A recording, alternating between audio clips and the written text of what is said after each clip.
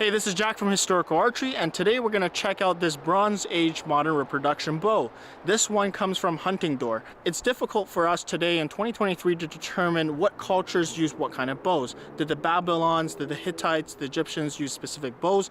Well, the archaeology and the artwork that we have usually depict the nobility. Occasionally we get, soldiers with bows depicted, but even then that's artwork. And sometimes the artwork is very ambiguous. Sometimes you get bow shapes like these reflex deflex shapes in the artwork, much longer than this though. Sometimes you get simple D shapes.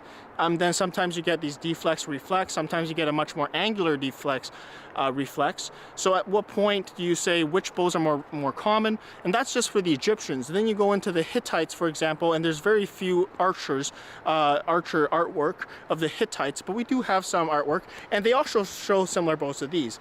Same with the Canaanites, and also a lot of Bronze Age cultures. Even the sea people likely would have picked up bows like these. So at what point do we call this an Egyptian bow? What kind do we call this? It's difficult to say today in the 21st century. What I find during this time is archery is very important.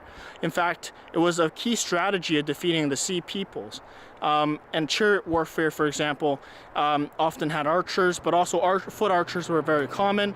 You would have, of course, melee infantry to protect the archers, but more importantly, the people at this time during the Mediterranean didn't wear a lot of armor. So archery was a good way, massed archery, like shooting hundreds of thousands, millions of arrows, was a good idea of countering many armies, because morale was a big from the militia of the time. It'd be difficult to convince them to actually engage and sacrifice their life in a melee.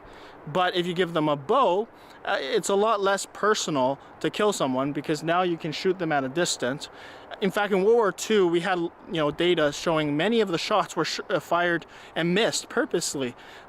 People don't like killing people intentionally for the average person. There are, of course, exceptions, but if you want to give militia or give recruits with limited military experience some combat ability, the bow is a logical choice, because it reduces the personal effects of the PTSD that you get from a combat. If you're much closer, like within 10 meters, and you're stabbing each other with spears, the psychological effect later after war, or just the morale, would be much more affected than shooting at a much further distance, because you're not seeing the person face to face, eyeball to eyeball. So archery was an important time at this time, but also armor. If you have less armor, arrows make a bigger difference now. And shields of this time, there are big shields, of course, but if you're able to shoot at the flanks with no armor, then it can do a lot of damage. And of course, it's very important for chariots to have archers on top, so that you have some kind of hit and run skirmishing ability as well. This comes from HuntingDoor, which I'm sure you know. Sometimes they call them Top Archery. I'm not exactly sure. I think they're two brands, but comes from the same manufacturer, just different marketing. But comes from China, of course. In terms of its bow design, it's very modern. It's got the top and the bottom both with fiberglass sandwiched in on the bamboo. It's good to have the back and the belly as fiberglass to give it the reliability, and then bamboo as the core to fill it, to give you some kind of meat. I think that's a good idea. But at the same time, you get a low draw weight, which is great for beginners. This one is 30 pounds, this one's 40 pounds. Both great for beginners. This one is very similar. The only thing is I wrapped artificial sinew, and you can see with the artificial sinew, it just looks a lot more historical. Of course, if I want to be more hardcore, I'll even make the string out of artificial sinew. And if I really want, I can even try to glue artificial sinew at the back to give it a sinew look on the back. But in the belly, because it's black, it kind of looks like horn, which is good. So the tips now, they don't try to make the tips look modern, so I like that. Now, back in the day, they had a variety of tips, but it seems like there's a lot of artwork depicted in some of these tips. But usually these are working tips. These are not Siyahs. When you get into the 200 BC era, you get into like Yurtzi bows, then you get bone reinforcement, which becomes a Siyah, which in other words becomes a static tip. But these aren't static tips yet. Let's not jump ahead to 200 BC. Let's go back to the 2000 BC era of this time. These are still working tips. Perhaps they had Siyahs at the time, but the ones that we see from our archaeological finds, they're working tips. For this specific bow, they have arrow pass here. I believe it's some kind of plastic or a synthetic arrow pass, so it doesn't rub. On the other side they don't though. I don't like that because now you're limiting to one side, or you put tape on the other side.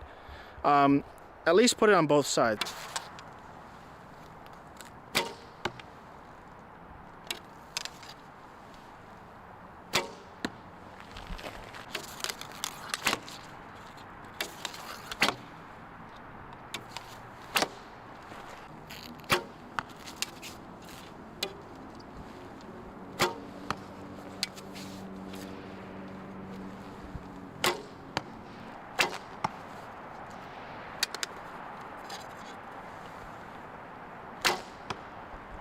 So what do I think about this bow? Did some shooting, about 150 shots, and hasn't broken yet. Great bow, no issues so far. And for the draw weight, I mean, it's fun to play with, but it's not a military weight for my purposes. But it's a lot of fun. It's got a modern string as well. It's quite durable. I find the glue sticks pretty well with the bamboo.